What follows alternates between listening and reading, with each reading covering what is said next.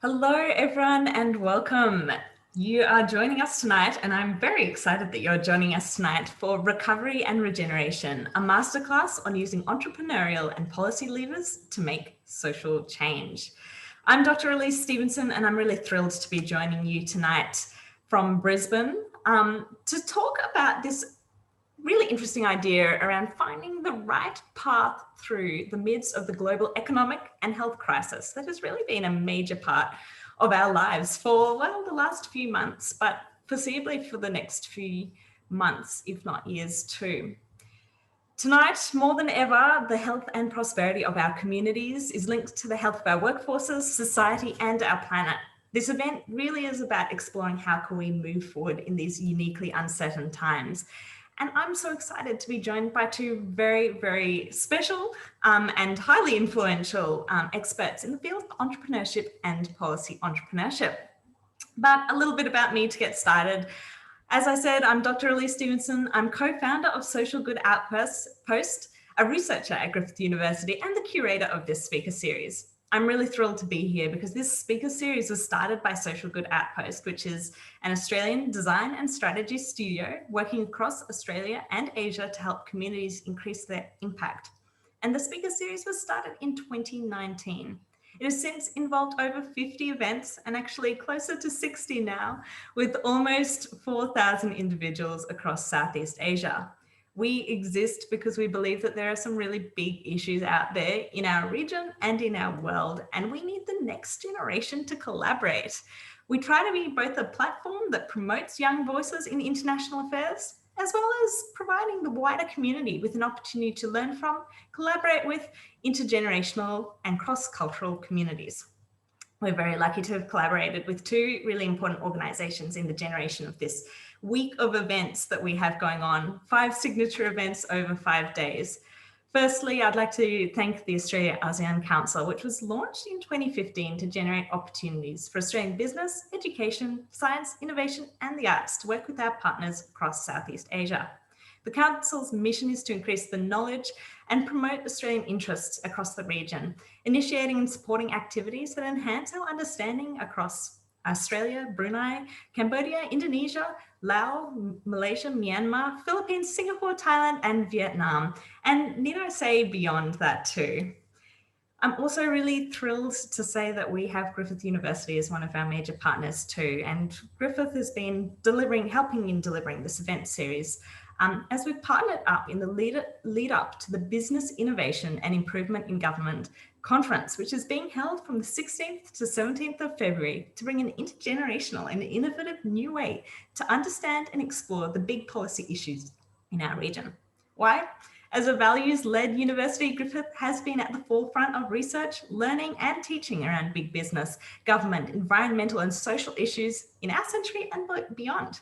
We're really honoured to have partnered with the Policy Innovation Hub, which is a platform to connect leading researchers with government to solve complex problems, as well as the Griffith Business School to hold this series. But first, and I know I've got a bit of a blurb, but we've got to start off on the right foot.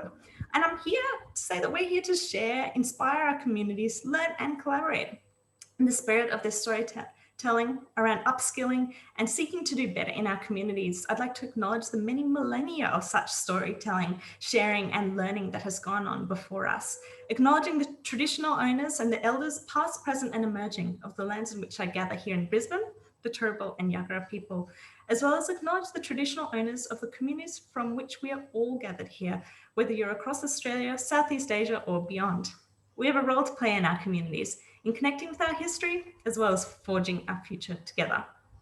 Without further ado, I'm also really thrilled to introduce to you our two speakers for tonight, Professor Michael Mintrom and Nicole Dyson. And if you will bear with me for a moment, I have two very impressive bios to get through first before I'm going to delve into asking some questions and we can kick off with the masterclass.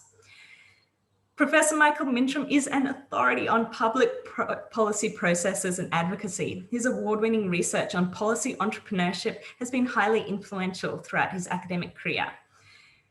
He's been at the forefront of advancing knowledge of effective policy development, how policies can have strong positive impacts and how academic research can better inform practice. In other words, how can we actually have that real world application? His models of strategic policy development have had significant impact across various areas of government activity. And Michael serves as both the Professor of Public Policy and the inaugural Director of Monash University's Better Governance and Policy campus-wide research focus area. We're really thrilled to have him join us here today because it's not that often that you actually get to hear from a world-renowned expert in a closed masterclass session such as this. Secondly, we have Nicole Dyson who's joining us, and I have crossed paths with Nicole so many times, and I'm always just so amazed by what an incredible human Nicole is. Nicole is a globally recognized expert and practitioner in project-based learning and student entrepreneurship. She's the founder of Future Anything, an award-winning curriculum-aligned entrepreneurship program for high school students, and the founder of YouthX, Australia's only startup accelerator program for school-aged entrepreneurs. Nicole is a contributor to the Foundation for Young Australians YLAB program, has represented Australia as a delegate for the G20 Young Entrepreneurs Alliance, was a finalist in the 2019 Business News Australia Young Entrepreneur Awards, as well as having taught globally all across the world and here in Queensland at some of our top performing public schools. I know that Nicole is really deeply engaged and kind of embedded in the community, deeply passionate about equity, the future of education, as well as empowering young people to bend the future, one youth-led idea at a time. Welcome to both speakers, and let me just unmute you right now because I want to crack right into it first. And I know that we've got a little bit of a bio from you both, but before we delve into the masterclasses, and please, audience, today is all about interaction, so ask questions. Feel free to comment in the chat.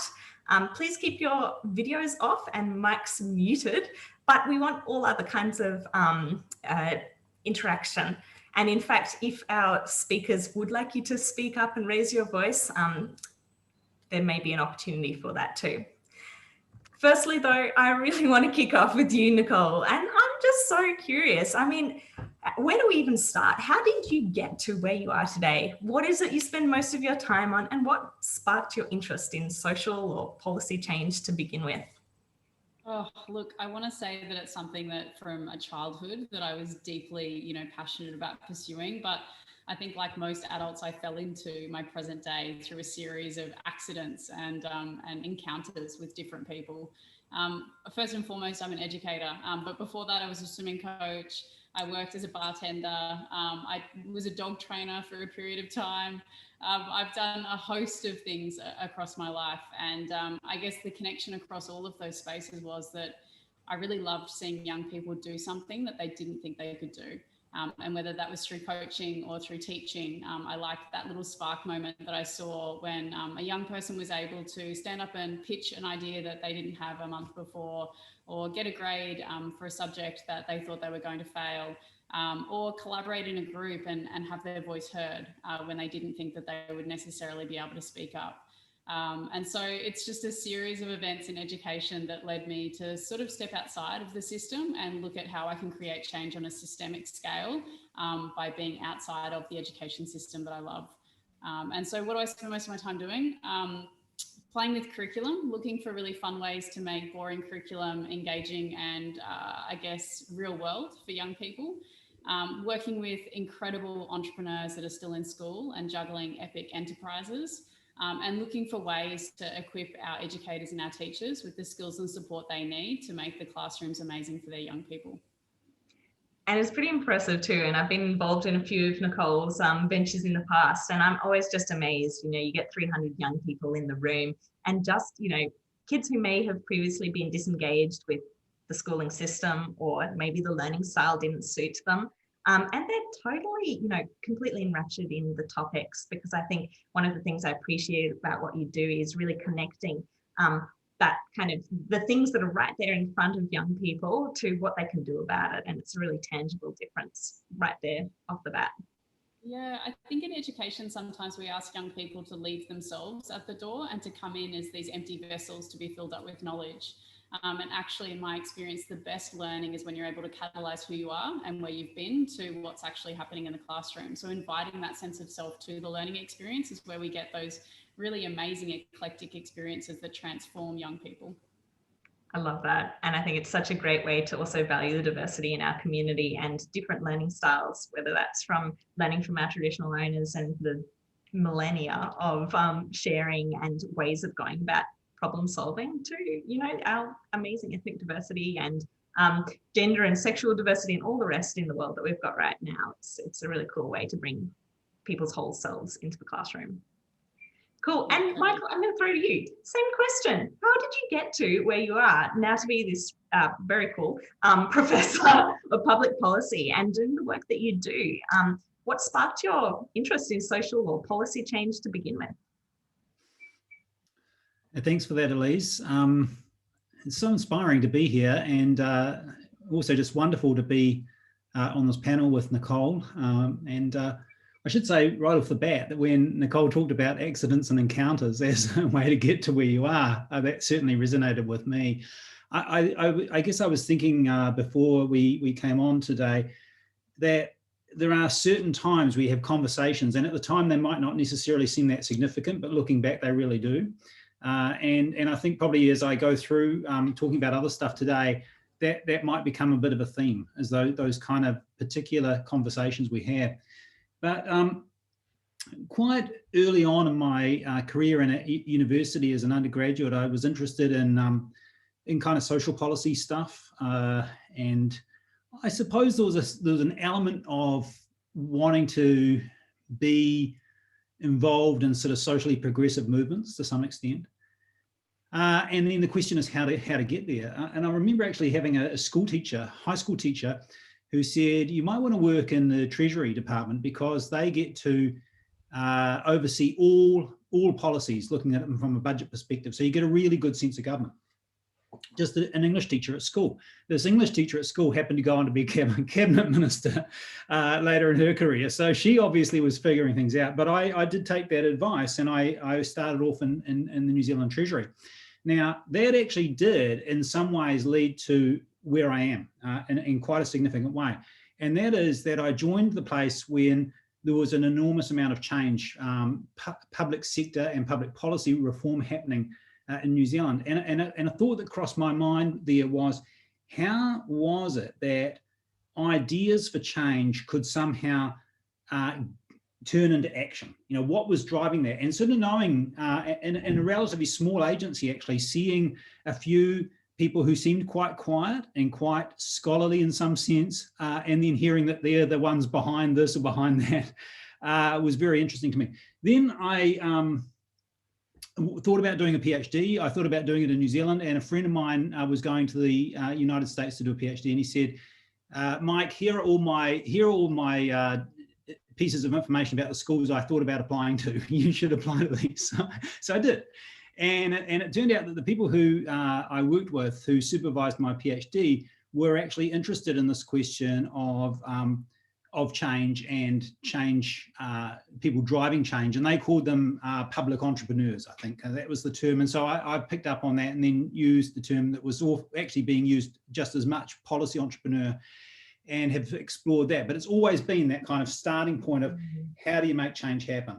And where I am today, I am very excited in my current job on a big campus with colleagues who are doing all sorts of, amazing research and across the spectrum, working in the digital AI frontiers, sustainability, healthcare, education, you name it. And a lot of them have really big desires to have an impact on policy. They say, we know stuff that people in government should know. And of course, COVID's been really important in this regard because it's really highlighted how much research and having research institutions is vital to society. I mean, you look at the speed with which the virus has been analysed and responses to it, the vaccine's been developed. It's mind-bogglingly impressive in that regard, despite all the bungles that have happened, in the various ways of things. And in Victoria, where I am, we've had our fair share of them. But there's something very impressive there. And so I am, in a sense, kind of very much living that sense of that your dreams come to you. And I'm in a situation where people come to me and say, I'm just, would like to have more influence, and how can we do it? And we talk, and I just love that. I love the possibility of that happening.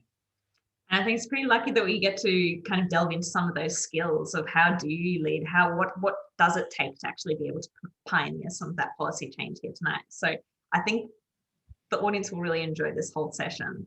For the audience listening here at home, we're going to break this down into two parts, and Nicole's going to kick us off, and she's really going to be exploring these ideas of entrepreneurship, design thinking, and walking you through a little bit more of her journey, because it really is this idea of you see a problem and you do something about it. And it's kind of as simple as that at the end of the day. Sure, there's a lot of complex moving parts, but at the end of the day, it's just having the courage to step forward and make that your reality and start to gather people behind you.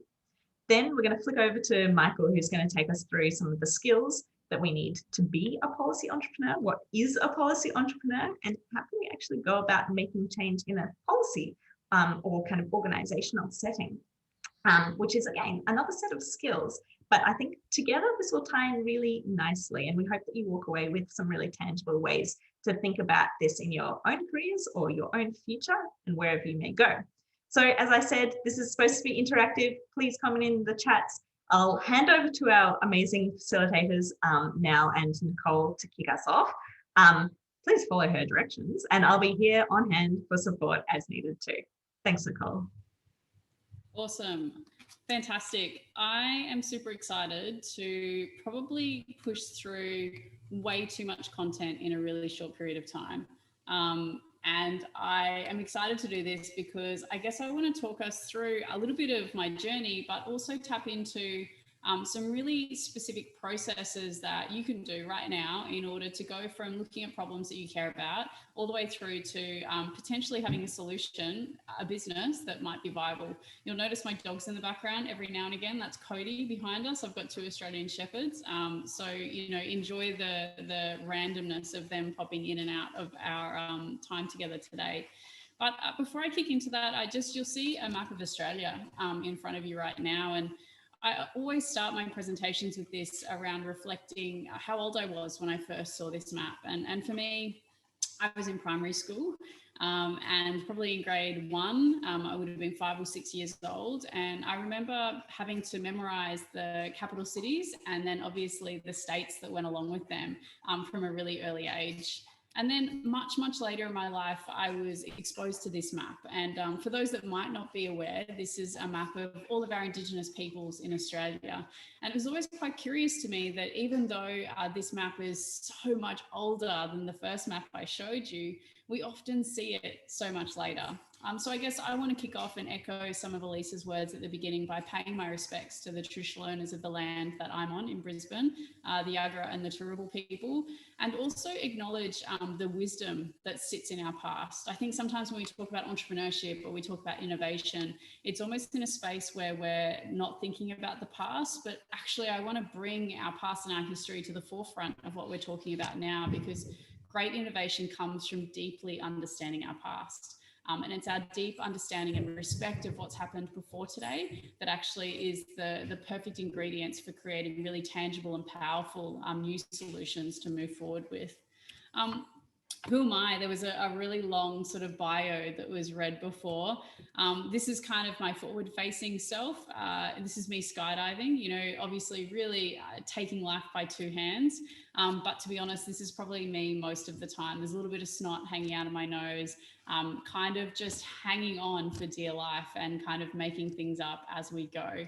And but once upon a time, I was a young person in a classroom not dissimilar to this. In fact, my favorite is the young person in the bottom right-hand corner who looks like he's having a really good time.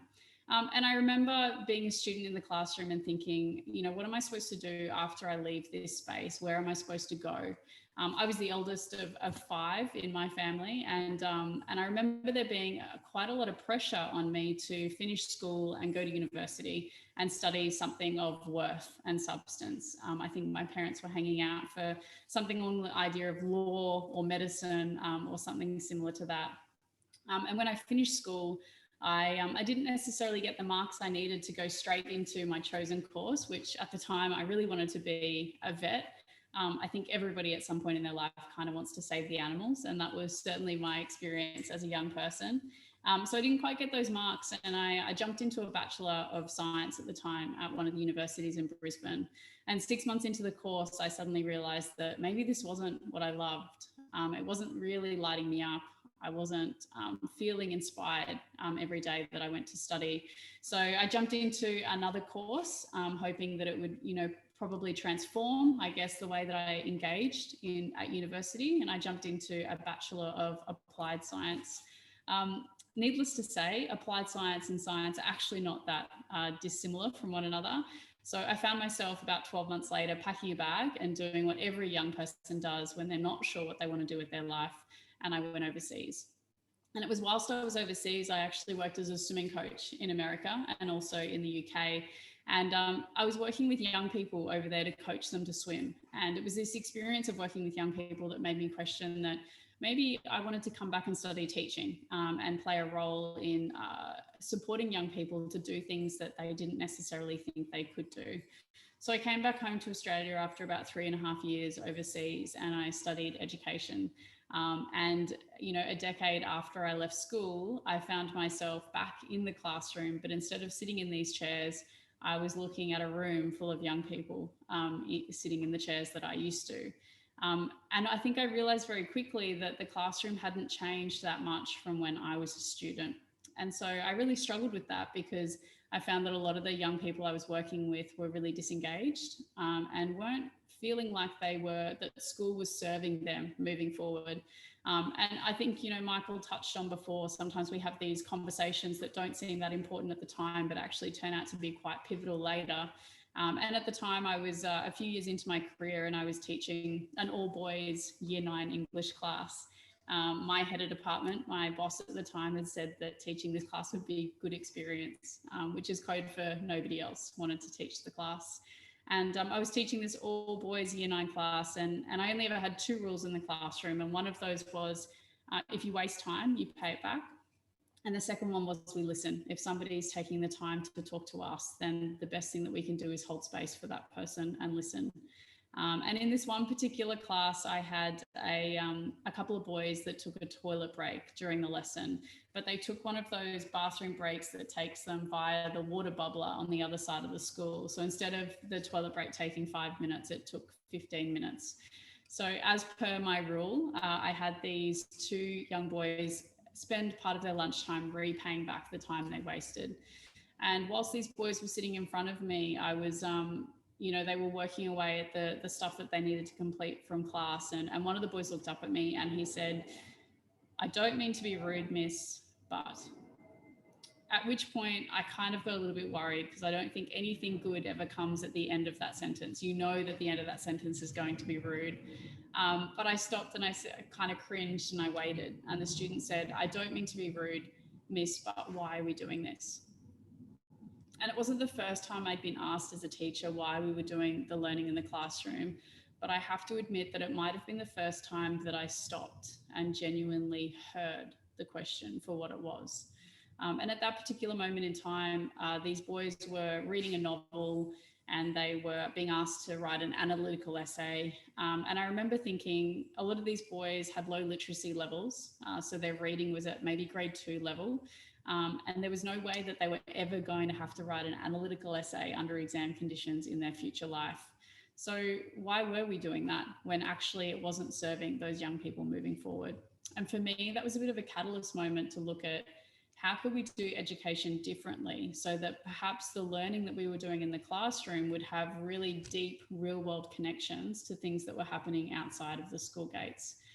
So I started to play with different curriculum and particularly around entrepreneurship. And in doing so, I created, I guess, a program that took young people on a journey from looking at problems that mattered to them to solving them through entrepreneurship and creating their own businesses that they could actually launch into the real world. And we called this Activate, and it's part of our Future Anything program. And I just want to show you a really quick video that sort of captures some of the perspectives of the teachers and the young people that are in our program. I don't think kids are listened to enough. They don't get much of a say in a lot of things. We're growing up in a tech age where we have all these pressures of school, technology, and the whole society has changed. It's all about our generation. It's our future and how we want to implement our ideas into the future so it's a better place for us.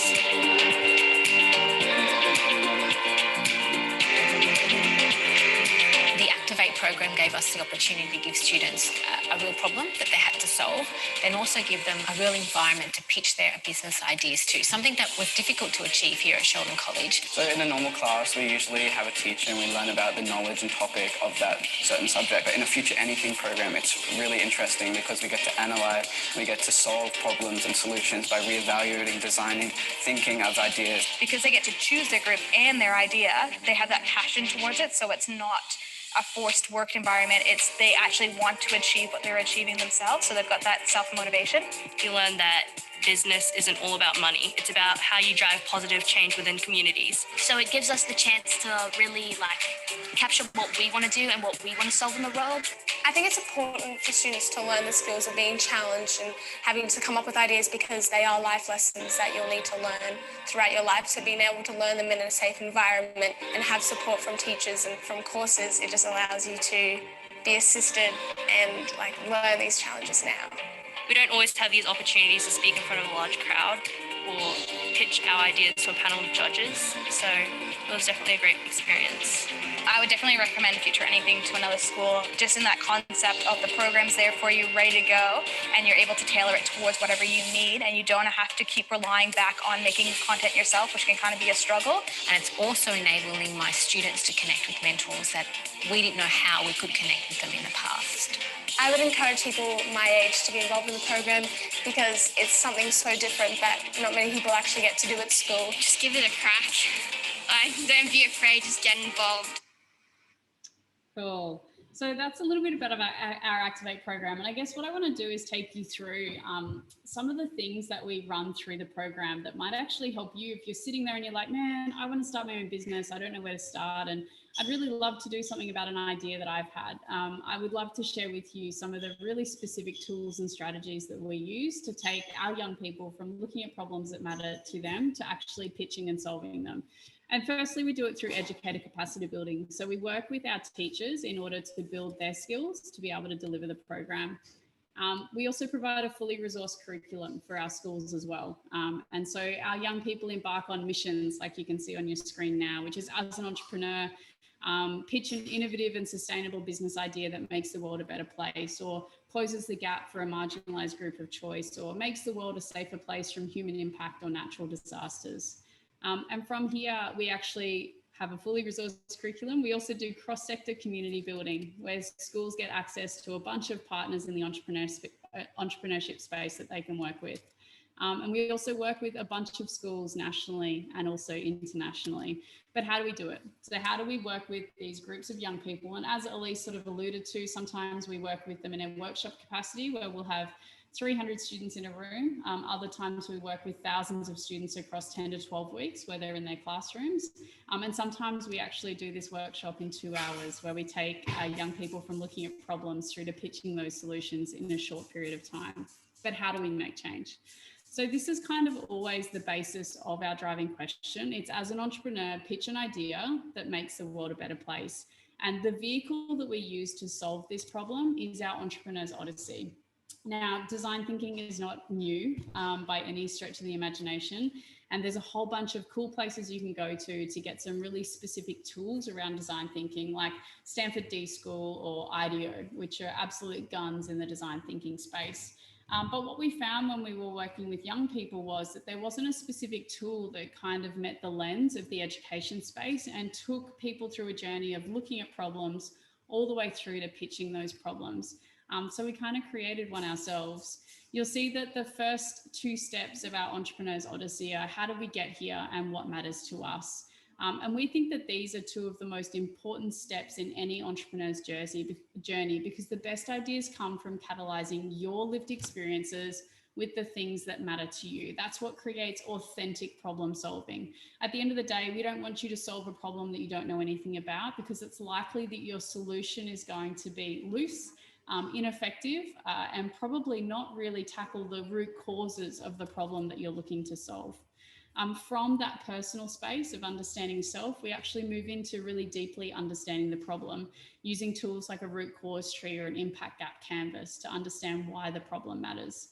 We then actually look at who else is solving that problem. If the first crucial step in solving a problem is catalyzing your lived experiences and your passions, the next crucial step is understanding the solutions landscape for the problem that you're trying to solve. Because if you don't know what's already out there, then you can't tangibly create something purposeful that's unique and different and likely to solve the problem. From here, we move through ideation strategies. What can we do about it? Looking at our unique value propositions. How do we make that idea different? How do we know it will work? So the business planning to make sure that even though our idea might be solving a problem, that we're actually looking at it being financially sustainable as well. How can we test that idea? How do we get noticed? Marketing, branding, and pitching. And finally, how do we bend the future? Because here at Future Anything, we believe that youth-led ideas have the power to bend the future. But I just want to dig into a few key steps over the next 10, 15 minutes that kind of highlight some key parts of our journey and maybe some things that you could start to tackle in order to uncover the problem and the solution that you might be able to solve. As I said, the first two steps that are most important are how do we get here and what matters to us?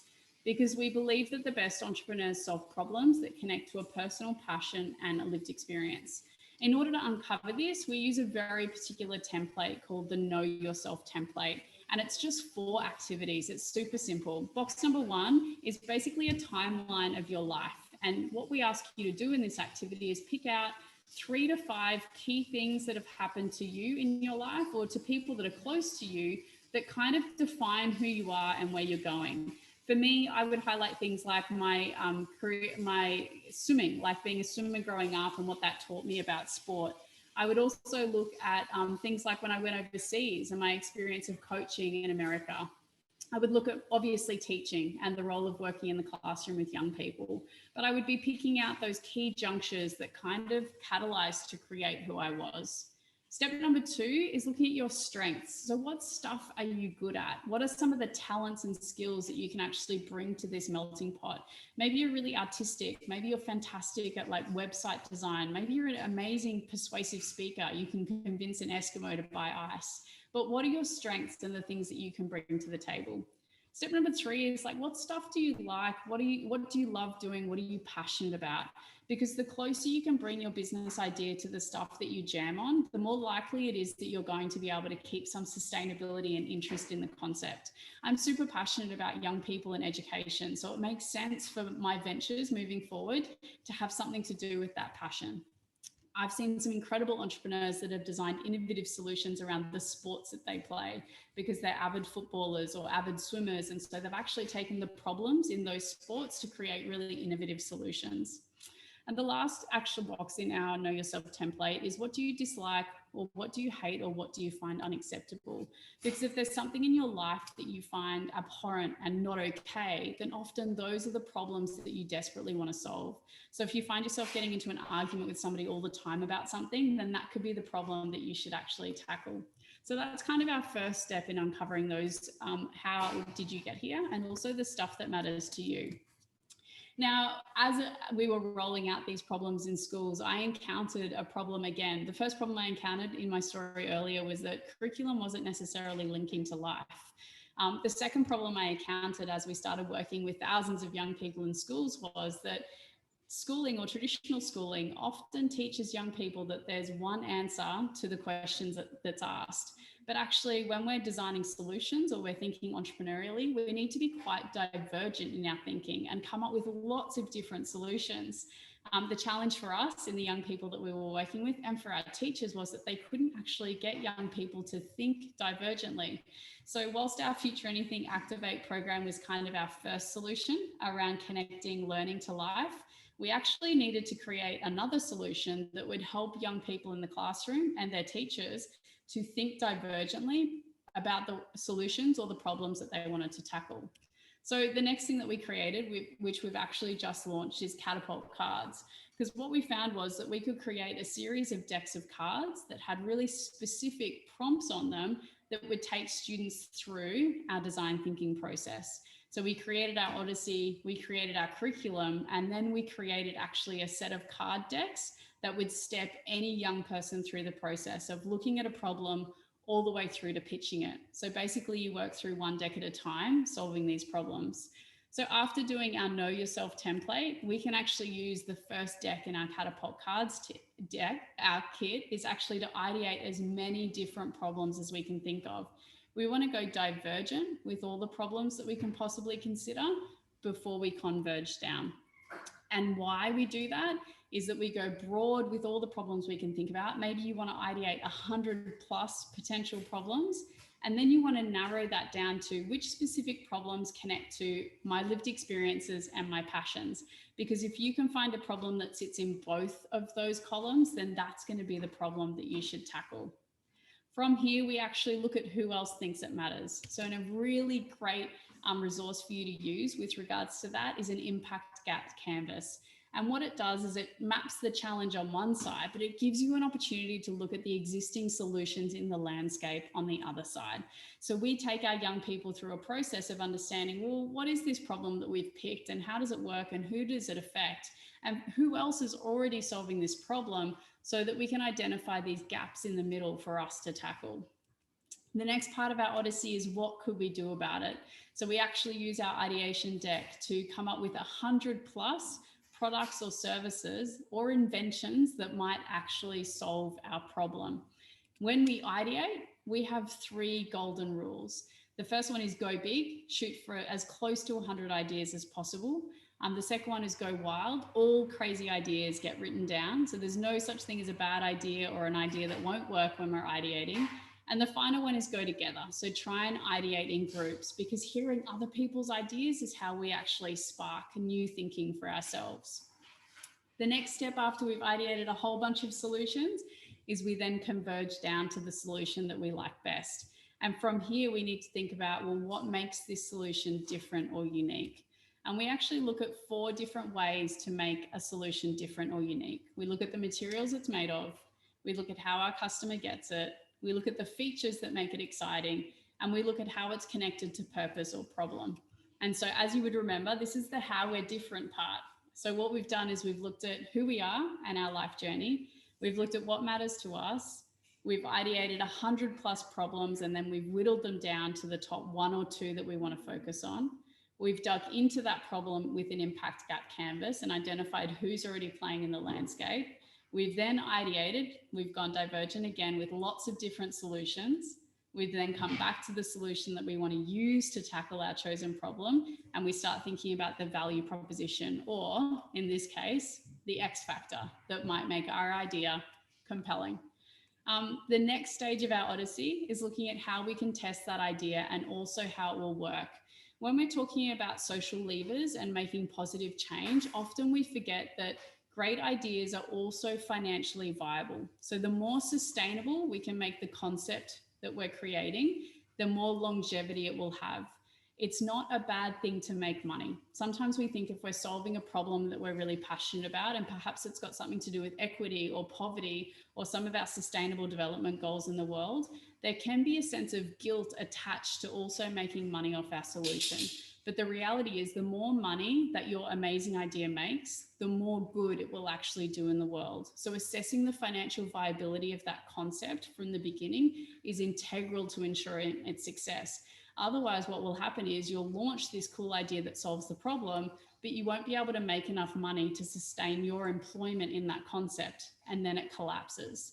So thinking about how your concept will make money sustainably is so important before you dive into perhaps making that change or solving that problem that you're really passionate about.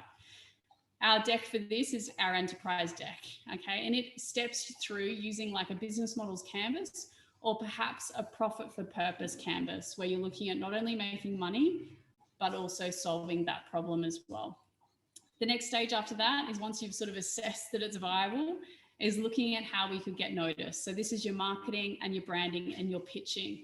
Now, I know for many young people, the thought of talking or speaking publicly is, you know, a worse fear than death. But actually, one of the most powerful things we can do to create change is by overcoming that nervousness to communicate the ideas that are important to us. The more compelling you can be as a speaker, the more likely it is that you will engage others to support you on your journey. So thinking about the storytelling of who you are, why this problem matters, and your solution is crucial to being able to onboard other people and get their support to back you and your concept. Now, I kind of talked about the fact that here, at Future Anything and obviously with Catapult Cards, we believe that youth-led ideas have the power to bend the future, which is why kind of the last image in our Odyssey is this person stepping through this vortex. And I want to introduce you to a few young people that we've worked with that have bent the future because they've unleashed, I guess, the ideas within. And I think it's really important to sort of differentiate here that what separates an idea from a business is action. So as soon as you do something about the idea that you've developed, that means that you're actually creating impact. And I want to introduce you to some young people that have taken the ideas in their head, they've applied some action to those ideas, and they're creating some incredible impact in the world. And the first young person I want to introduce you to is Noah. And Noah is 14 and he lives in South Australia. And at 12, as an avid surfer, he was horrified to discover that most surf waxes actually had petrochemicals in them. And so when you would rub them on your board, those chemicals would then leach into the water and affect the wildlife and the fish and the dolphins and everything else. So he created his own brand of surf wax that is completely organic and uses Australian ingredients so that there are no harmful chemicals going into the ocean. He's now 2 years along in his business journey. He's got a website, he's got stockists both nationally and internationally, and he's also got an apparel brand so you can buy hats and t-shirts and all sorts of other gear that all obviously support, really amazing eco footprints and making sure that the environment is looked after. These are 3 young people from Ipswich in Queensland, and they founded a hoodie company called Culture Hood. They found in their community, they're Polynesian young people, and they were horrified, in fact, to find out that domestic violence in the Polynesian community was significantly higher than many other populations. And so they wanted to do something about that. So these 3 young people at 15 designed their own brand of hoodies, with the proceeds going to support domestic violence initiatives in order to help people in their community get access to the help that they need if they ever found themselves in a space facing domestic violence, or if somebody close to them was facing that. These are 3 other young people. They're 13, and they noticed in their region that unemployment of young people was really high. So it was super hard for kids their age to get a job. So they decided that they wanted to not only create jobs for themselves, but also create jobs for their friends. So they started a car washing business at their school and then employed their friends to wash the cars. And they're looking at a franchisee model where other students at other schools can buy the franchise to run their car washing service at their schools. Pretty incredible job creating this really simple idea. We noticed our teachers and people that were picking up their kids had dirty cars. So we decided to start washing them. We had too many cars to wash just for us to do it. So we've actually started employing our friends. This is Michaela. And Michaela, after suffering from her own mental health battles, felt that there were a lot of people in the world that didn't feel like they were enough. And so she started making her own keychains, which said, "I am enough, I am kind," and talking about all the positive affirmations that she wanted people around her to know. She sells these key rings on her website. She sells out at marketplaces. She puts them in bags for corporate gifts. Michaela and her project, the I Am Project, are making an incredible impact in her community. And it was a really simple idea. She wanted people to know they were enough. So she created a key ring that said exactly that. And finally, I'd love to introduce you to Tanika. And after suffering from bullying when she was at school, she wanted to put something into the world that would support young people to get access to the help that they needed. So she created a line of school socks. And at schools over here, a lot of young people have to wear socks that look white above the surface of the shoe. So you can see in the picture here, she created this line of socks that are really funky underneath the surface of the shoe, but are white above the surface of the shoe, so that they still look like school socks to teachers, but that they've got these really cool patterns underneath. And she puts a portion of her profits back into Kids Helpline so that young people can get access to the support they need. But the premise of her business, Shielded Socks, is that you don't know what's underneath the surface for young people. And she's an incredible young person making incredible impact. So I kind of want to finish there after showing you some of my favorite young people and some of our processes and the way that you could go from looking at problems that matter to you to, you know, potentially having a business that might not only solve the problem, but also create an income, and kind of throw to you and say, well, how are you going to bend the future? What is a problem that maybe affects you or that you're passionate about solving? And is there a product or a service or an invention that you can put forward into the world that not only solves that problem, but also makes the world a better place? But happy to take questions as well. And that was absolutely phenomenal. I think everyone can see exactly why Nicole is such a legend in this space, because there's just so much there around learning and having the courage to just go out there and start. And I just love some of those examples that you showed from some of the kids who, you know, they see a really real issue and they start and they find a way to make a entrepreneurial kind of journey, a business out of that, solving their own problems in their own community. So that is pretty cool. Nicole, do you mind if we hold for questions at the end and we launch into Michael? So everyone, I expect that's your homework right now during this. Have a think about how are you going to be bending the future and what has this started to tick off for you in thinking about, well, what kind of change am I wanting to see and how can I make that happen? Michael, I might invite you back and we'd love to hear more about policy entrepreneurship because you're taking this from a different angle. It's very similar in that there is a problem or something that you're wanting to change or work with or maybe pioneer some new solution, but you have a different lens on this. I'll hand it over to you to kick off this session and we'll hear from you soon. Great, thank you so much, Elise. And Nicole, thanks for your presentation. And, you know, as you were going through that presentation, it did strike me that there were quite a few things that you were talking about that resonate with what I've come across in thinking about people who I call policy entrepreneurs who are wanting to influence government policy and make a difference in the world that way. You know, you mentioned about when you'd worked with kids in school that you felt it was really important for motivation that they work on something that's really interesting and to them and that they're passionate about. And I so believe that. And as an educator myself, I think as long as I've been teaching in the university setting now, I've always had as the key assignment in the course for people to be working on topics that they've chosen, that they are really passionate about. And when I'm teaching policy analysis, that kind of thing. So then in my role as a teacher there, I see myself primarily being a coach, and a lot of it is about helping people to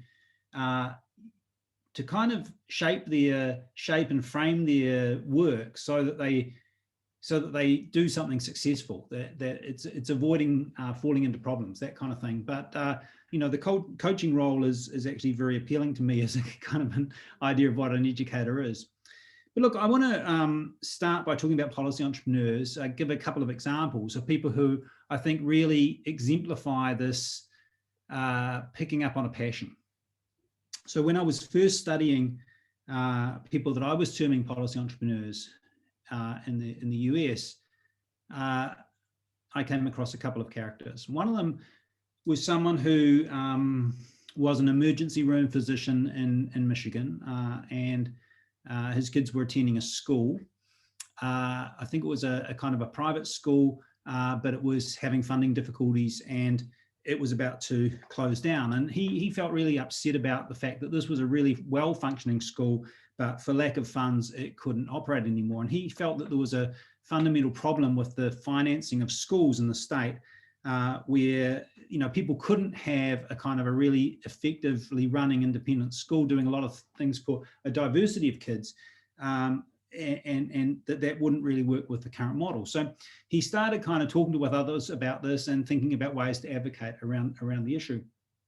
And I remember talking to him about this, and he said that he really felt this passionate desire to change the funding system, and that in order to do that, he would have to start building kind of coalitions of support. And he told me a story about how he talked to the heads of the car companies in Michigan, because it's a big car building place, and about the need for having highly educated workers there. And if you have a school system that's not working for the kids, then it's going to generate people at the other end who are not that helpful in the workplace. So that was an important part. And then he would be reaching out to other groups. He talked about reaching out to the black pastors of Detroit to talk about education issues. And I said to him, I guess there's always a problem here when you're reaching out to different potential coalition partners, that you're sort of telling one story for each group that fits with them.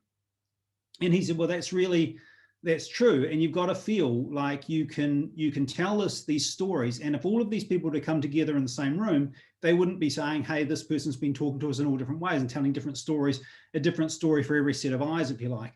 And I think that's really important. And I think, again, that this comes back to the thing is, if you're passionate about something, you're not going to go out there and start bullshitting to people about stuff. You're actually going to talk and have conversations in a way that keep the nub of the issue present, while kind of talking about differences at the edges there. So you could think about like how we have different kinds of maps, of say a city or a region or a state, and they're emphasizing different things, but they all align in some ways. They're all talking about the same area. And I think this is a very important thing for people who are pushing policy change to think about that. I want to also just, by the way, that policy entrepreneur ended up, he was an emergency room physician, but he ended up actually running for politics and becoming a senator in the state. And I think that what's interesting about that, it kind of comes back to a little bit of a theme this evening, is that you do find things out about yourself as you go through on these journeys of innovation and advocacy and so on. And it's through finding your voice. And I so affirm Nicole's point there about getting good at public speaking, but it's actually often you do that through you're learning as you go. And I think it's very interesting that this person, when he started saying, I'm really unhappy about the school that my kids are going to shutting down, and I want to do something about that, goes from that to actually a few years later being a state senator. So had found a voice in politics that he might not otherwise have found if he hadn't followed that particular passion. Another example that comes to my mind is different, and I think different in a useful way, that in the early 2000s in California, there was quite a move towards getting stem cell research funded in the state. At the time in the US, under President George W. Bush, he was stopping the funding of stem cell research. Now, stem cell research is shown itself to have enormous possibilities in terms of regenerative medicine and all that kind of thing. Well, what happened in California was that they ended up getting an enormous amount of state funding for this particular line of research, and that would seem quite unusual. What's interesting, I think, about that is that the universities in the state were very much behind it, and they gave legal support to pushing to get change. But the person who was at the forefront of this, was someone who was a kind of a property developer, so he knew a lot about politics and about how to join up and make alliances and all the rest of it. But what he foregrounded in his presentations to other citizens in the state of California around this issue was the fact that he was the father of a kid who had a degenerative disease, and he had faith in science, so that if one day, if we could have a breakthrough in this area, that would extend the life expectancy of his son. And so he told all his story about that policy change as a father and as someone who cared deeply about the future of his kid, but then said, and I don't want this just for my child, I want it for every child in the state. So it's an interesting thing there. You could say, I think, again, he genuinely believed that was a big driver, but it wasn't that he wasn't just stopping there. He was actually doing a lot of stuff from his professional life in property development and working with lawyers and all the rest of it to shape up and make the change that was needed in order to allow, a very significant stream of funding to go into stem cell research in California. It was the biggest single funder of that kind of research for about a decade, actually. So that's an example of two people starting with their passion and saying, there's a problem here. How do we solve it? Figure that there's going to be a need for a policy change. And then they actually go about making some kind of change happen. I thought what I might do here just for a moment is share my screen. I've got one slide, and it's talking about what I've found when I've studied policy entrepreneurs, the kinds of strategies they use. And some of these things I will have already talked about. This comes from an article I wrote, which you can find. It's open access on the internet. So if you Google, so you want to be a policy entrepreneur, you will get this article and you can download it. So I'm not going to belabor any of these points, but just sort of saying, you know, some of the strategies that policy entrepreneurs use, this kind of notion of problem framing, like I talked about the person in California, talking about the health in terms of his own family and their struggles with health, and then leveraging that to make a very compelling argument to other citizens about why policy change should happen here. Something that's also really important is using your networks. And I think you also just see that you know, coming through in the examples that Nicole gave of the school, you know, high school entrepreneurs, the kind of ways that they were tapping into networks of knowledge and learning as they go. This is very, very important. And also, I think another thing I just want to mention here is leading by example, actually showing that you've come up with a solution to something and actually making it happen in your own backyard, if you like, can be a really good way of demonstrating to others that this is feasible and they should take it on. And I've actually seen many instances of people wanting to make a pitch to government to have a policy change happen. And the way that they've done that is to have a policy experiment going on in their local community, and then using that as a leverage point to push for broader change happening. Now, I'm not going to dwell on the strategies, but I want to suggest is that to be a policy entrepreneur, there are certain skills. Now, those skills that would make you a very good policy entrepreneur would also make you very effective as a professional in general. So the things that I've listed down there are not that surprising if you think about the kind of skills that people talk about people in business needing these days. But one of the things that I did want to focus here a little bit on was the networking point, because I think that this is something that can be really, we can see the kind of value of it, that if you have an idea for change and you start talking with people about that, what can often happen is that someone will say, well, I know someone else who can give you resources or a connection or something like that that's going to help you to amplify this solution, get it out there, get it recognized and noticed.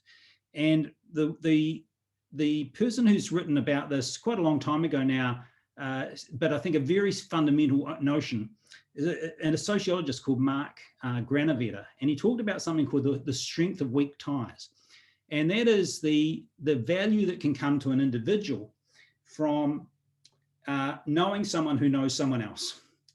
And then if you kind of look at the literature on what makes for good networking, there's some very basic kind of rules, like, you know, before an event, you go along to an event, you might figure out, well, who's going to be there, you know, maybe make a decision. There's some number of people that you're going to meet that evening and that you'll follow up later on. You'll send them invites through LinkedIn or something like that.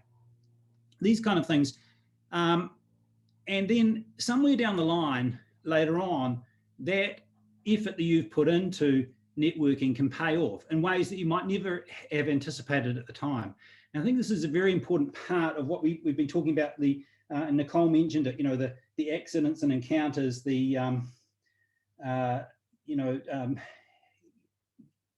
sort of thinking about, you know, having conversations with people about things. I think it's really quite significant. And actually in my current role, I find that enormously important, that the ties that I have with people in the university setting and the government setting, sometimes non-government actors, you know, I sort of know them enough that I could send an email or send a text and say, could I ask you a question?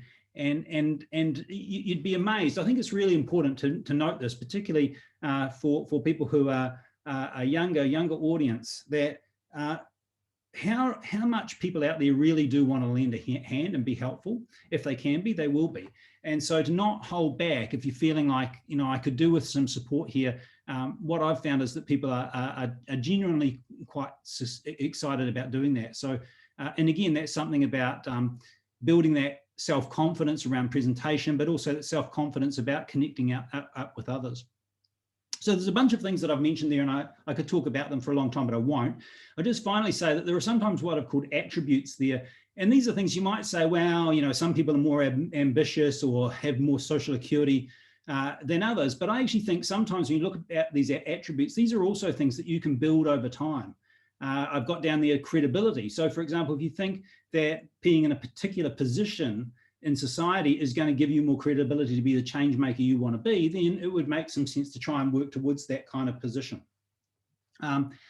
Ambition, I think, is interesting. Do we say, some people are more ambitious than others? Maybe.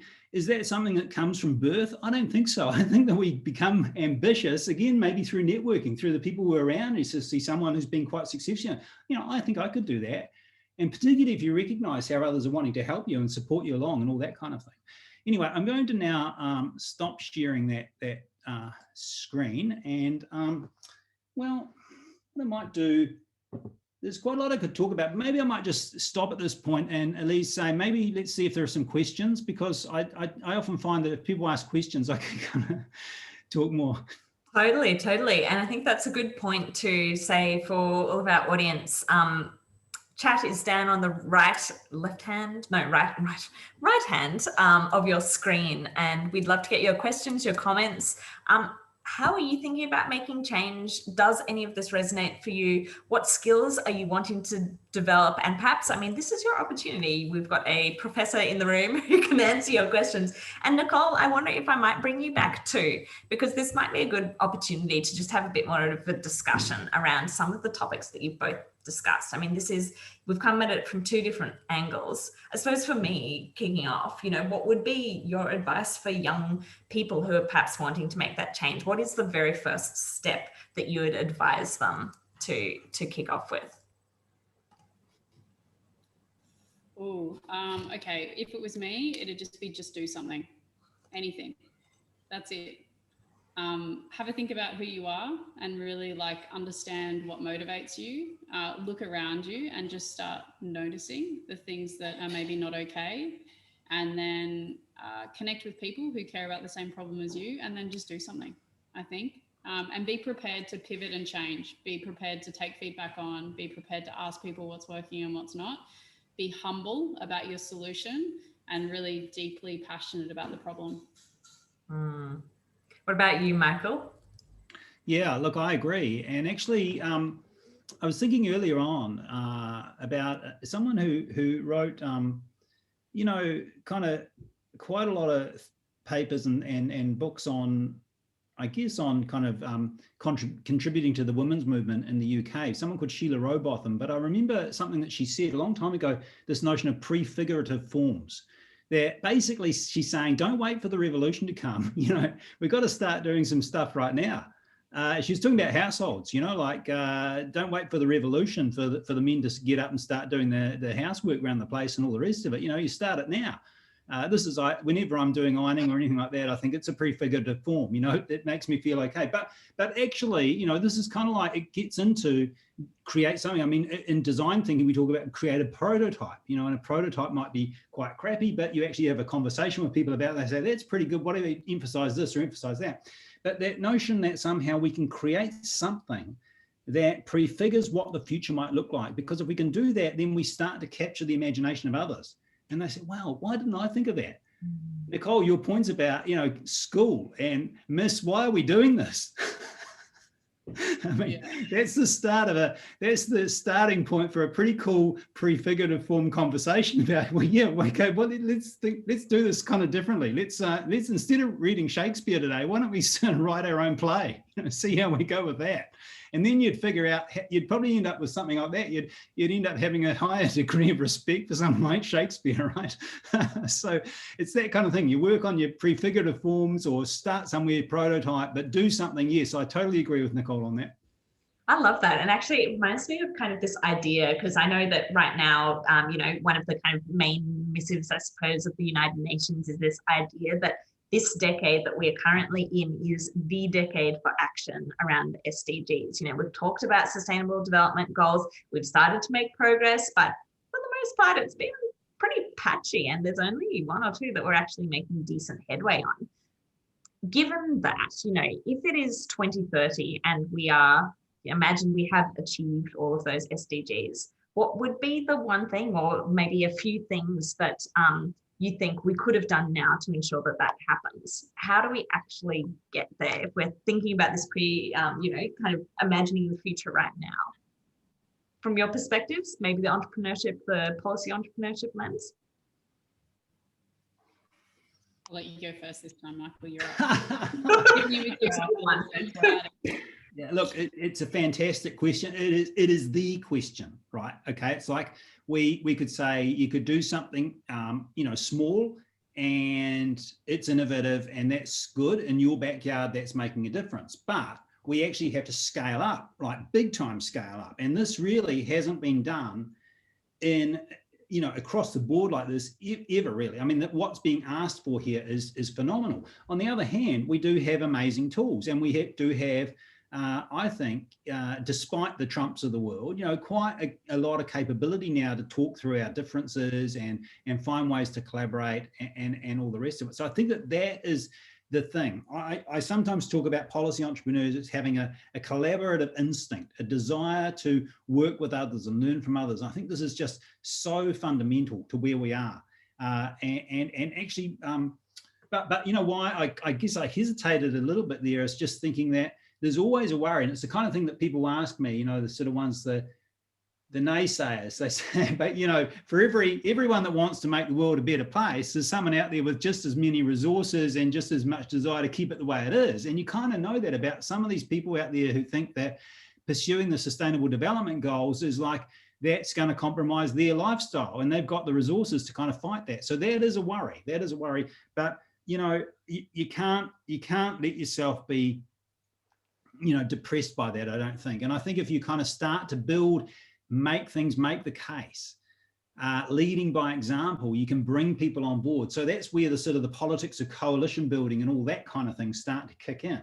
It's tough stuff, but you can actually do it. So, and I think you've got to have this kind of bigger sense of your possibilities, it probably is a philosophical point. Nicole, you must have thought a lot about this, is about yourself in the world. Like, why am I here almost, and why me? You could answer that, why me? Well, why not me? Who else? That kind of thing. But you sort of have to tell yourself these stories in order to get out there and do that. That's my thought on it anyway. Yeah. I was just going to say, I think that actually it's the questioning that begins that. It's the ability to actually sit in a moment and ask that very question, like, what do I wish was different? What could I do about it? Why shouldn't I? Because I think we often stop before the last question. It's so easy to look at a current reality and go, well, that's rubbish and I don't agree with it and I wish it was different. It's so much harder to look at that problem sitting in front of us and go, well, what is a solution? And then it's a massive leap to then look at that solution in front of you and go, will I spend the time, energy, will I give a part of myself and a part of my life to actually seeing whether this could work? So I think questioning is maybe a key ingredient. Like, what do I wish we started doing now? It would be question more of what our current reality is and think about what could be done differently and look for other people who are questioning alongside us. So that would be perhaps one part. And then maybe the second element would be looking at how we can actually back young people to have a go, and not putting a lot of pressure on those solutions to be the solution when they're first put into the world, but actually looking at how we can back young people to have a crack and then sit back and support them as that idea evolves and pivots and grows into something that could be quite meaningful. And I think, part of what we've done with sort of catapult cards is solve a problem in the sense that we found that young people struggle to think divergently. But the other part of that project for us is that we're putting 50% of everything we earn back into a bucket of money to throw at young people with ideas. Because the question I kept asking myself was, if I was a young person and had an idea, but I didn't have the means to do something about it, that idea would die with me. And maybe the genius of our current generation is hiding, in the minds of young people that don't have access to, it could be $200 to just get that first prototype out in the world, and then create some momentum that might actually bend that future, and sort of see those that vision for the Sustainable Development Goals being realized by 2030. I think there's so many things that resonate for me from what you both said. I really like what you're saying just there about like, why not me too? Because this is something that I often, kind of think about also, is kind of, and there was an incident, I was working across the region last year, and it was, or in 2019, and it was all around human rights. And, it was with, a particular country that didn't have a great human rights record. And, I was kind of copying a bit of flack about it. I was getting a little bit of, negativity over my going there and being part of that whole community.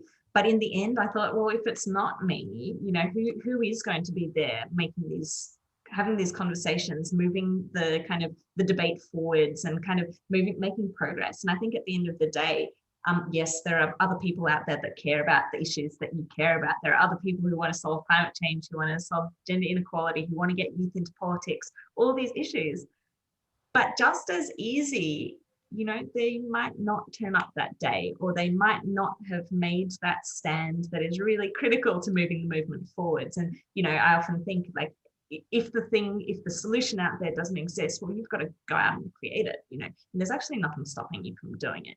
We are very lucky to be able to live in a time in the world where we have a relative amount of freedoms, and we have an audience, we have internet, we have so many tools and enablers, and I think capitalizing on that is really important. And Nicole, I also love what you said there around kind of we look to young people and we think, oh, they are the but don't worry, young people will come up with all of the solutions to our big problems, and it's okay, because the next generation, they're brilliant and they're fantastic and they're well networked and they're international, they're globally minded, all these sorts of things.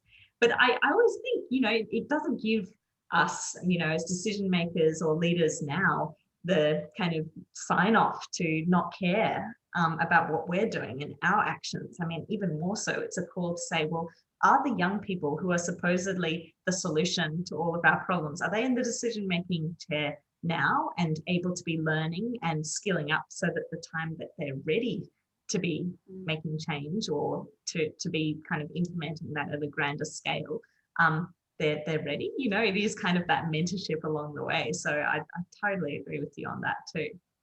Yeah, and I think sometimes we get caught up as well, like particularly for young people, it can feel quite overwhelming to solve problems, right? Like you've got to somehow create this like solution that's going to be a band-aid and fix everything that sucks in the world currently. And I think the greatest lever that any person can actually pull on is their voice.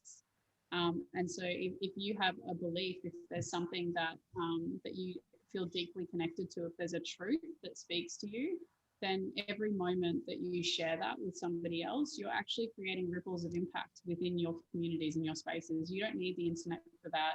You don't need $1 million startup investment. You don't need some accelerator program. You don't need to be in a position of leadership to do that. All you have to do is kind of breathe deeply, and then look up and actually say the thing that matters to you to somebody else. Totally, 100%. We've got some questions rolling through. I think that the audience is being a bit shy. Come on, this is your opportunity. If you have those burning questions, if you're unsure about where to start, or maybe you've just got some queries about these two different kind of methods that we've talked about. Give us hard questions. I want like really hard ones. That's it.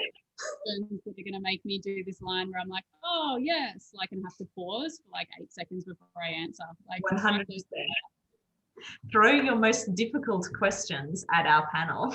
But we do have some. So Michael, what from your research, what's the biggest enabler of young people making change? And for Nicole, from a practical level, what do you see as the biggest enabler of young people making change? Well, look, I think it's real. I think Nicole made a really nice point there about this. For anyone at any point in their lives, I think the idea of taking on something big is quite can sometimes be a little bit immobilizing. So I think that it's actually within your powers, do what you can now would be a good starting point. The other thing I think is worth maybe looking around and seeing, and this takes a fair degree of diagnostics, but you could actually work with others on this, but what are things that are working now?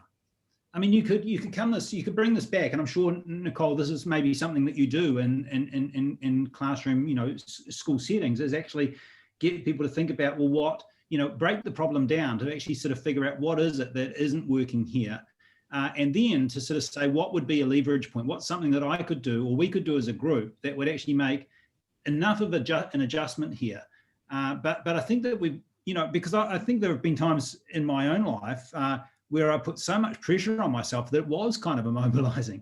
And then I'd have to sort of step back and say, wait a minute, like if I can just make one good contribution tomorrow, that'll be enough, right? And you just sort of, you pick yourself up and go on from there. But I think that the movement is critical. I think that's making some level of movement and people seeing that you're heading in some direction, and then people want to get on board with you. And that's where I think your energy starts to come from others at that point, that they start seeing this is someone that's got something pretty cool going on, and they want to get with you on that. I think that's where there's something about having a degree of faith that you're onto something here. And you might not have all the resources you need for it right now, but you've got some enough to start, and others will come along to you as you go along. That kind of view, I think, is really critical to this. I actually love it. One of our first speakers earlier this week, Sue Harris-Rimmer, said, this idea of wanting to be on the right side of history too, if you're kind of having that faith that people will come along. I mean, again, thinking about, well, what side of history am I on? Am I on the right side of history? What do I actually need to do to tangibly ensure that I am actually making the right move at this time? So yeah, completely agree with that.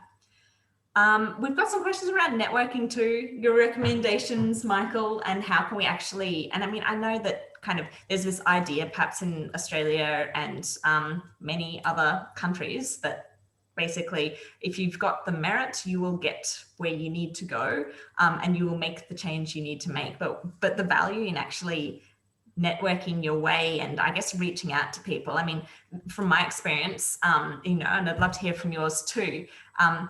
I always find it amazing. I talk to young people and they say, oh, no, I can't reach out to, the CEO or this politician or whatever. Like, I'm just a young person. They're not going to listen to me. And I actually think it's the opposite. I mean, right now, when you're a young person, that's actually when people most want to listen to you and where you get a free pass really to have your ideas heard. People don't always want to back, someone who's maybe a little bit older, but they'll definitely sit down and talk to, 13-year-old, 19-year-old, 28-year-old around, well, what ideas do you have? And how can we make it happen? For you, any tips on maybe going about and, searching out the people who matter to making the change that young people need to make? Well, yeah, look, thanks for the question. I think it's probably really good. And this is something that you could probably see as a lifelong project actually, but to try to surround yourself with a small number of people who are going to be real supporters to you. And I'm talking about, maybe in the first instance, just having a group of 3 or 4 people around you, and then you can kind of talk and talk stuff through. And I know that even then that can seem quite daunting to a young person. But I think that the more that you have the conversations, and particularly if you're finding someone who's passionate in the area that you're in. I mean, I think, like in the university setting, I see a lot of people drifting through, going through the place, doing stuff, and you'll see their work, and if they might actually want to follow up to say, could you tell me what would I do next here? And of course I'm going to say, try this, this, and this, or connect up with this person. These kind of things can happen. So I think that it's partly getting a few around you who are like thinkers as you, and then from there start to build the courage to bring in, ask someone, would they be a mentor? Would you be a mentor to me? And, all of us at any age, we should be doing this. So I think if we're not thinking about who could I ask to be a mentor now, you're not learning, and that's a problem. So thinking about it that way, but also I guess something that, Elise, is that, yes, I think we should be always encouraging young people, but part of the encouragement can actually be, shoving resources their way or giving them some encouragement or having the door open to them. That kind of thing can be pretty helpful and really important. And there may actually be instances where intergenerational team development and all of that can be incredibly powerful.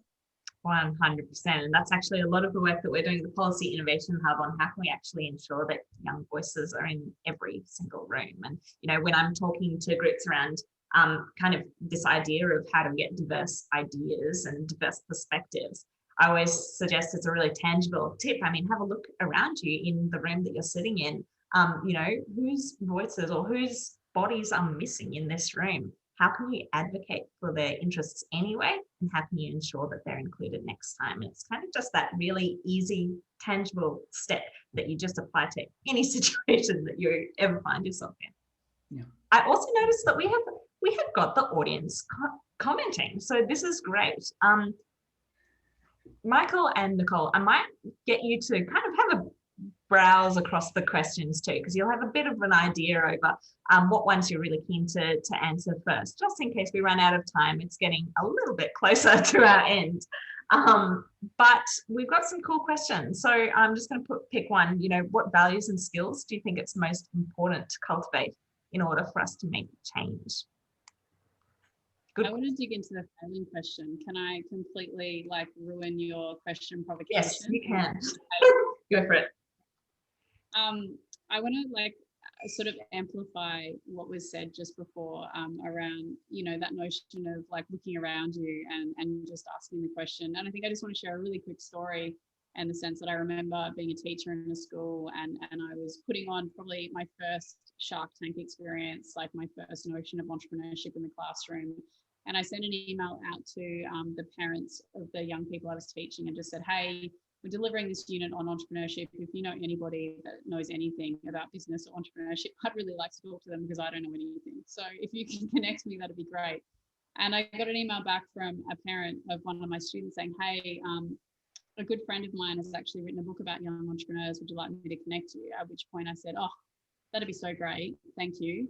And she connected me to her friend who turned out to be Jan Owen, who at the time was the CEO of the Foundation for Young Australians, and just this incredible beast within the youth advocacy space and such a strong force of good when it comes to advocating on behalf of the future of work and young people in education. And I distinctly remember seeing the name when it finally went through and going, oh my gosh, I can't email this person. I'm just a teacher in Brisbane. I don't know what to do with this information. And I remember writing the email and saying, hey, my name is Nick Dyson. I'm a teacher in Brisbane. I'm running a program. We're going to put a Shark Tank on at the end. Do you want to come up and be a judge? And I remember expecting an email back from Jan's PA saying that she was in Switzerland speaking, had something to do with the UN and couldn't make it, and probably calling me Nicola instead of Nicole, that weird mess they make up of your name in the reply. And instead I got an email back from Jan going, this sounds fantastic. I've locked it in my calendar. I'll see you then.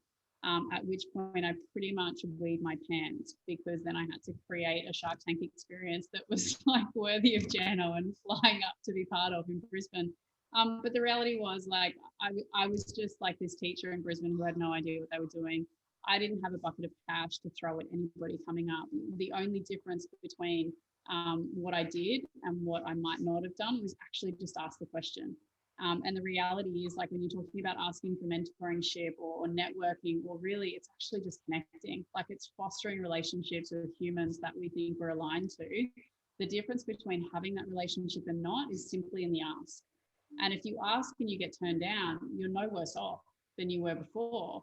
And if you ask and you get turned down, and you get that connection, you are infinitely better for having stretched yourself and been uncomfortable for a moment in order to show that vulnerability and that ask. And so to link that back to Paige's question around what advice would you give to anybody who wants to be an entrepreneur but are afraid of failing, would be that to do it anyway, because you will fail. There are going to be dozens of moments where you look at the state of where you're at and go, oh my gosh, this is not what I thought it would be. And you are going to fail, but actually the moment of success doesn't sit in success. It actually sits in what you do after that failure moment, how you assess what went well and what didn't, how you ask for feedback and you grow, and then what you come back with that's better as a result. So expect failure and just do it anyway would kind of be how I do that. And the same approach I would apply to networking or connecting would be kind of go into it knowing that you're no worse off. Like, and same with an entrepreneurial venture. If you don't do it, you'll always wonder what might have been. If you do it and it doesn't work out, you will have learned so much from that experience, and you will be infinitely better off for that. 100%. And I love that too. It's not really about being afraid to fail. It's kind of that switching that mindset of like welcoming failure, because what an amazing opportunity for learning, and you can only get better from it, really.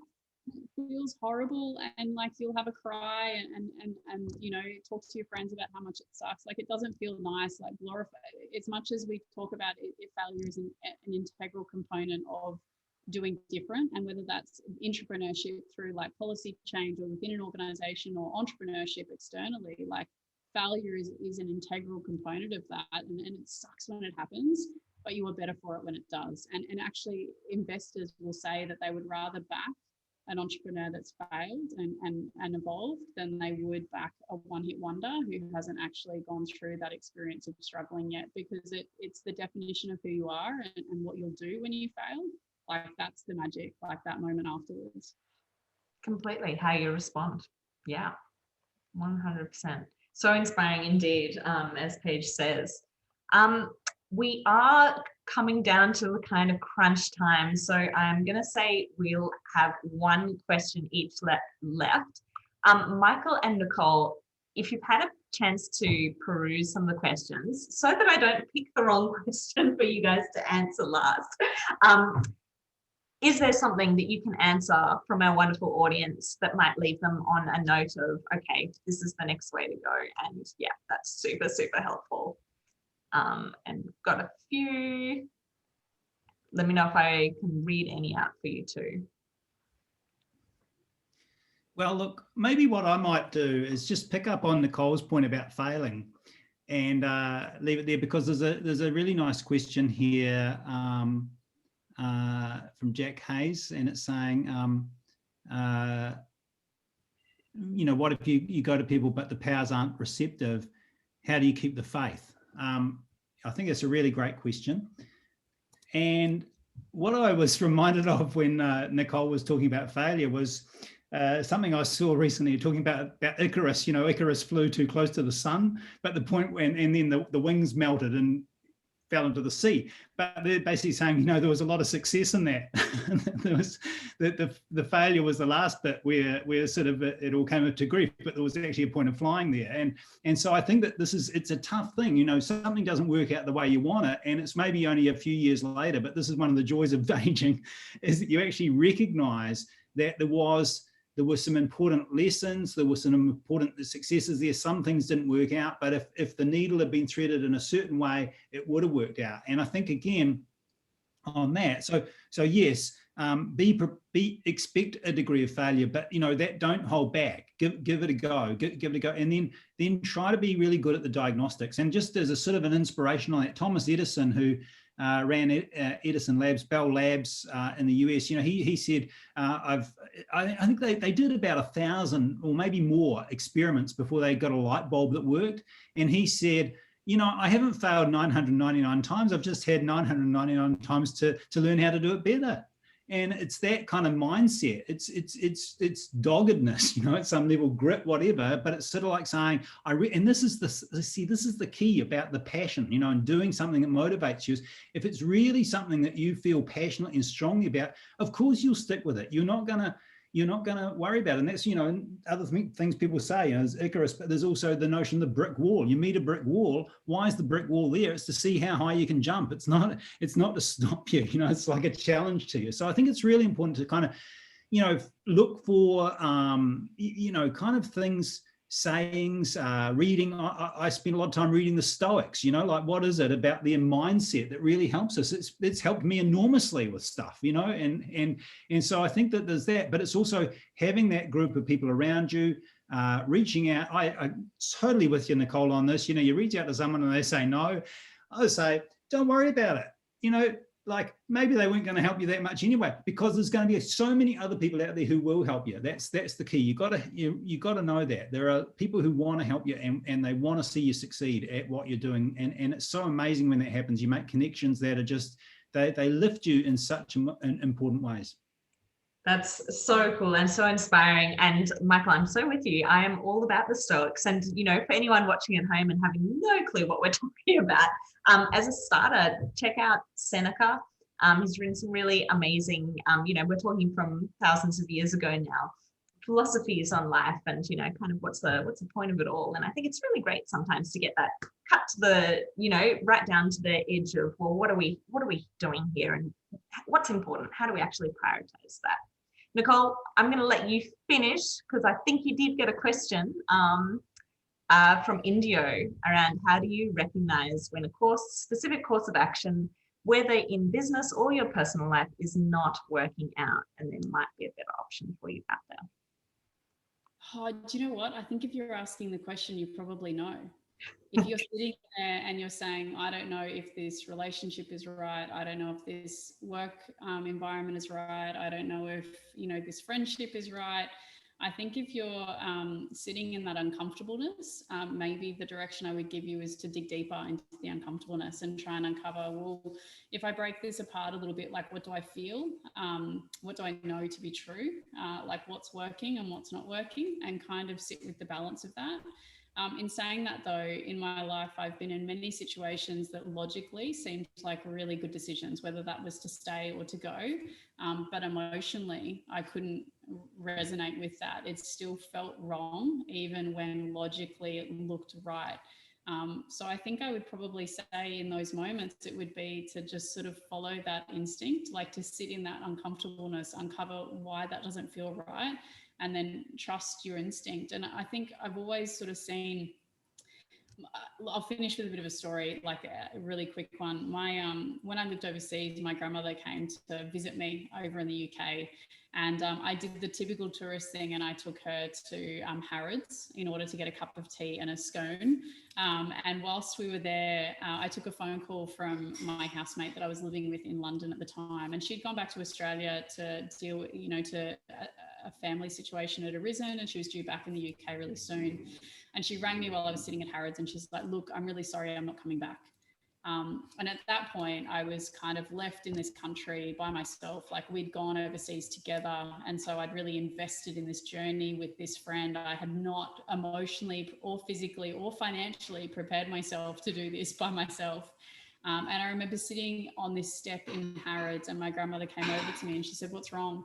And I said, oh, my friend just rang me, she's not coming back. And my grandmother looked at me and she said, oh, and then she walked off. I was really upset, and she just left. And I remember thinking, man, those scones must be really good over there with the cream, because you just completely abandoned me in my moment of need. Anyway, she returned maybe 7 or 8 minutes later, and she kind of just handed this Harrods bag in front of me, and I opened it up and I said, what's this? And she said, it's your something good. And I went, pardon? And I unwrapped it, and it was an iPod, which for anybody playing at home that's super young was a device that played music before our phones did that for us. But it was an iPod, and she said, this is just something good, because I want you to know that whenever something bad happens, something good is around the corner. You just don't know how long the corner is. And so I guess I would throw to you in that sense, Indio, that, you know, whatever decision you make in that moment will be the right one for you in that moment in time. And regardless of what the outcome is of that decision, your something good will be around the corner. Amazing. And I cannot think of a better note to end on. Thank you, everyone, for sticking with us through the end. This has just been such an amazing panel. And I think just something that is so, you know, I've worked away with so many new skills and ideas, but also so much inspiration. I think it's really powerful to meet two people who are doing totally different things, but also have lots of similarities, and just how you've been able to pave your paths to where, you know, as far as I can see, you're both so passionate about what you do and feel like you've kind of found your niche. I think that that's really special. My last thing to say is I've dropped some links in the chat for how you can continue to stay in touch with both Michael and Nicole. And I do urge you to. We're talking about networking. I mean, what a fantastic network just in this chat here. You can always reach out to us. And don't forget that this is just one event in many this week. We still have another masterclass tomorrow, which is all around, we're learning some really cool skills and tricks from Cambodia and Australia around exactly what you do next to take these ideas that you've got to the next level. So this will be all around the tangible things. How do you make the policy change from here?